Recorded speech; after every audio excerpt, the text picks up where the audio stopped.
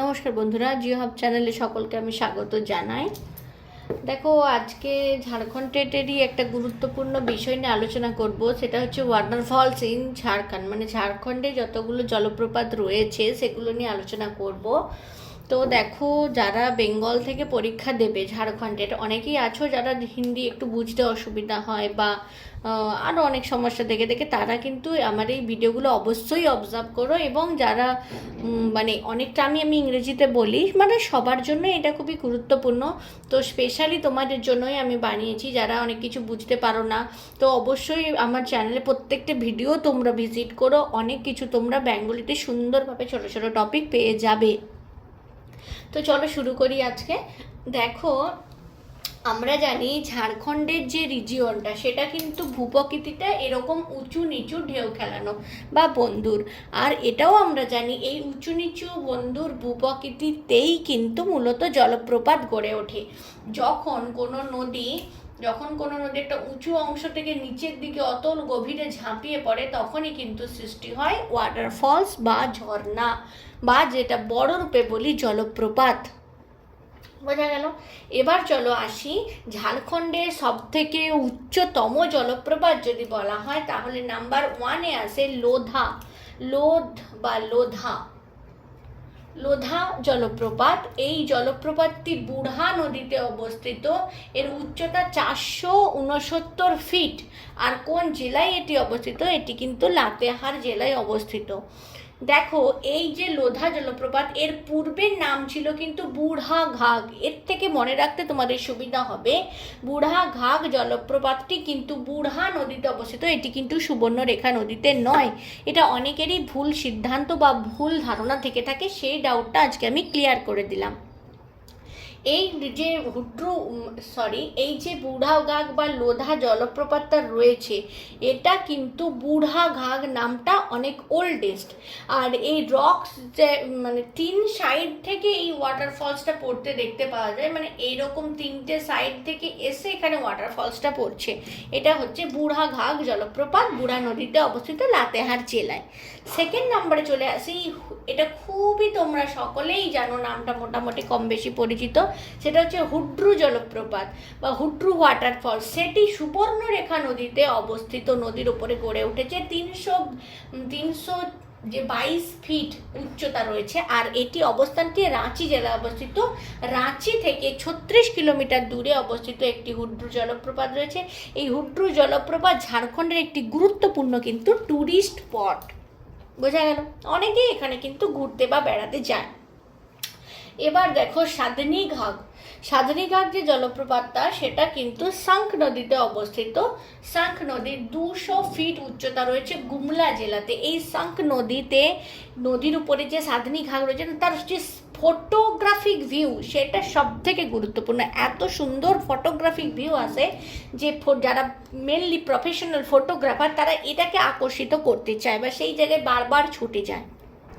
এবার দেখো, 4 নম্বরে যার কথা বলবো, সেটা হলো মতিঝোরা যে জলপ্রপাত, সেটা অজয় নদীতে অবস্থিত। 150 ফিটের উচ্চতা এবং রাজমহল পাহাড়ের কাছে এর অবস্থানটা রয়েছে, বা এখান থেকে এর উৎপত্তি এটা বলা যায়। এবারে এই নামটার সাথে খুব গুরুত্বপূর্ণ বিষয় রয়েছে, সেটা হলো মতিঝোরা।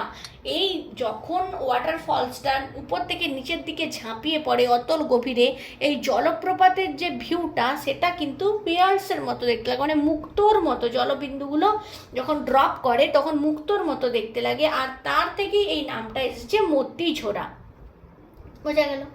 এবার দেখো, দশম ফলসের কথায় আসি। দশম ফলসটি একটা সুন্দর, মানে দশম নামটা কি আমরা জানি 10টা, এখানে ছোট ছোট 10টি জলপ্রপাত মিশে একটা বড় জলপ্রপাত হয়েছে, সেটা হলো দশম ফলস। এখানে কাঁচি নদীর উপরে গড়ে উঠেছে। 144 ফিট উচ্চতা। আর এর অবস্থান কিন্তু রাঁচি জেলায়। এর যে সিনারি ভিউ, সেটা চারপাশের এরিয়ার মানুষের মন মুগ্ধ করে দেয়। এটা হলো দশম ফল। এবার দেখো জোনহা জলপ্রপাত, এটাও খুব গুরুত্বপূর্ণ, তোমরা স্টার মার্ক নিয়ে নিতে পারো। জোনহা যে জলপ্রপাত, এর ওল্ডেস্ট মানে এর আরেকটা নাম আছে, সেটা হলো গৌতম ধারা জলপ্রপাত। এটা রাঢ়ু নদীতে অবস্থিত। রাঢ়ু কি আমরা জানি সুবর্ণরেখার সহায়ক নদী বা উপনদী হলো রাঢ়ু। সেই রাঢ়ু নদীর উপরে জোনহা জলপ্রপাতটি রয়েছে। জোনহা জলপ্রপাতের অপর নাম হলো গৌতম ধারা জলপ্রপাত। 55 মিটারের উচ্চতা, আর এটি রাঁচি জেলাতে অবস্থিত। এই যে দেখো গৌতম ধারা জলপ্রপাত, এর নামকরণটার পিছনে একটা রহস্য আছে। এখানকার মানুষ মনে করে যে গৌতম বুদ্ধ ভগবান যিনি ছিলেন, তিনি এই যে জলপ্রপাতে এসে স্নান করতেন, তাই এর নাম হয়েছে গৌতম ধারা জলপ্রপাত। আর ভগবান গৌতম বুদ্ধকে উদ্দেশ্য করে এই ওয়াটারফলসের ওপরের দিকে কিন্তু একটি সুন্দর মন্দির রয়েছে, সেটি এই লর্ড বুদ্ধকেই প্রেরণা করে, বোঝা গেল। আর এই অনেকেই যারা লোকাল একদম প্রতিবেশী এই জোনহা জলপ্রপাতের পাশাপাশি এলাকায় যারা থাকে, তারা কিন্তু একে গুঙ্গা নালা বলে। গুঙ্গা মানে গুঙ্গাটা এসেছে গঙ্গা থেকে, যদিও লোকাল উপভাষা এটা চেঞ্জ হয়ে গেছে, এটা হলো গুঙ্গা। গুঙ্গা নালা এই কারণেই বলা হয়েছে কারণ এর একটা অংশ তারা মনে করছে এই জোনহা জলপ্রপাতের একটা অংশ গঙ্গার ঘাট থেকে এসেছে। এটা রাঁচি থেকে মোটামুটি 40 কিলোমিটার দূরে অবস্থিত। হুড্রু 37 কিলোমিটার বা 36 কিলোমিটার, এবং তার সাথেই আছে জোনহা বা দশম ফল। মানে কেউ যদি দেখার জন্য যাও, একই সাথে সবগুলো তুমি কিন্তু কভার করতে পারবে। এবার আসি রাজরাপ্পার কথা। রাজরাপ্পাও খুব খুব গুরুত্বপূর্ণ একটা জিওগ্রাফিক্যাল সিগনিফিকেন্স রয়েছে। এবার বলতে পারো জিওগ্রাফির সিগনিফিকেন্সটা কি না, এখানে দেখো দামোদর এবং ভৈরবী দুটি যে নদী রয়েছে, এই দুটি নদীর এখানে সঙ্গম স্থল। এই সঙ্গম স্থল জানি দুটি নদী যেখানে সঙ্গম স্থল, সেটা ভৌগোলিক ফিচারের জন্য খুবই গুরুত্বপূর্ণ। এইটি লক্ষ্য করা যায় এই রাজরাপ্পাতে। রাজরাপ্পা কোন জেলায় অবস্থিত? রামগড় জেলায় অবস্থিত। এই রাজরাপ্পা জলপ্রপাতের উচ্চতা বেশি নয়, মোটামুটি 15 থেকে 20 ফিটস, কিন্তু এর নামটা বা যেহেতু ভৌগোলিক ফিচার্স বা দুটো নদীর মিলন স্থল, সেই জন্য এই জায়গাটা খুবই পবিত্র। আর এটা বললাম আমি, এই যে ঝাড়খণ্ডের একটা গুরুত্বপূর্ণ যে জিওগ্রাফিক্যাল সিগনিফিকেন্স ক্যারি করছে রাজরাপ্পা ওয়াটারফলস। এছাড়াও এই বোর্ডে যেগুলি রেখা রয়েছে সেগুলি ছাড়াও আরও কতগুলি গুরুত্বপূর্ণ বা ছোট ছোট অনেক জলপ্রপাতই রয়েছে, সেগুলোর নাম আমি তোমাদেরকে একবার বলে দিচ্ছি।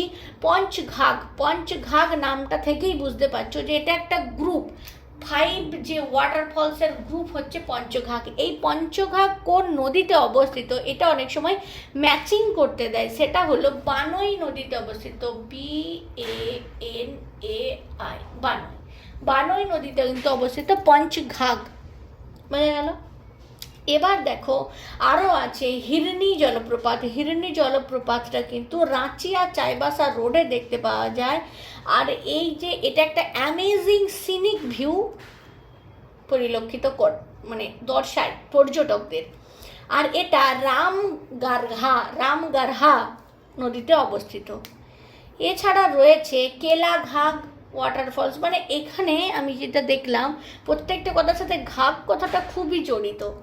কেলাঘাঘ যে ওয়াটারফল, সেটা কিন্তু সিমডেগা জেলাতে অবস্থিত। আর এখানে দুটো পাহাড় রয়েছে, দুটো পাহাড়ের মাঝে এই ওয়াটারফলসটা কিন্তু লক্ষ্য করা যায়। এছাড়া হ্যালপেড ওয়াটারফলস রয়েছে। এই হ্যালপেড ওয়াটারফলস গুমলা জেলাতে অবস্থিত। আর এর যে ওয়াটারের সোর্সটা, সেটা হচ্ছে ঘরঘরা নদী। কি নদী? ঘরঘরা নদী। ঘরঘরা নদী মানে it is a source of water for river ঘরঘরা। ঘরঘরা নদী যে জল পাচ্ছে, সেই জল পাচ্ছে এই হলপ্যাড ওয়াটারফলস থেকে, সূচনাটা হচ্ছে।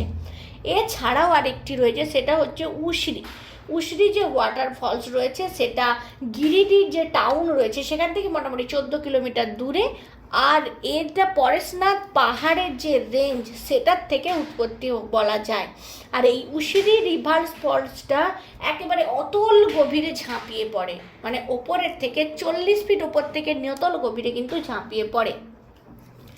এই নামগুলো তোমরা মোটামুটি একটু পরিচিত রেখো, কারণ এখনকার দিনে এক্সাম প্যাটার্ন বা জেএসএসসি সিজিএল কোশ্চেন প্যাটার্নে আমি দেখলাম একদিকে দিয়ে দিয়েছে জলপ্রপাতের নাম আর অপর সাইডে দিয়ে দিয়েছে নদীর নাম, এবারে বলেছে ম্যাচিং করো। এছাড়াও রয়েছে যে উপরোক্ত কোন সব নদীগুলি, ধরো 4টি নদীর নাম দিয়েছে, এবার ওপরে লিখে দিয়েছে কোনটির সাথে কোনটি ম্যাচ করছে না। যেমন পঞ্চঘাঘ নদীটা দিয়েছিল সুবর্ণরেখা নদীর উপরে, কিন্তু পঞ্চঘাঘ তো সুবর্ণরেখায় নয়, পঞ্চঘাঘ বানই নদীতে। খুবই গুরুত্বপূর্ণ কোশ্চেন। সুতরাং এই যে ছোট ছোট কোশ্চেনগুলো আমি বললাম তোমরা অবশ্যই কিন্তু নোট করো, আর এগুলো ভালো লাগলে তোমরা ফ্রেন্ডদের সাথে অবশ্যই শেয়ার করে দিও। আর দেখো যেটা বললাম, সহজ সুন্দর ভাষায় এরকম ভিডিও পেতে অবশ্যই আমার চ্যানেলটাকে তোমরা সাবস্ক্রাইব করে নিতে পারো।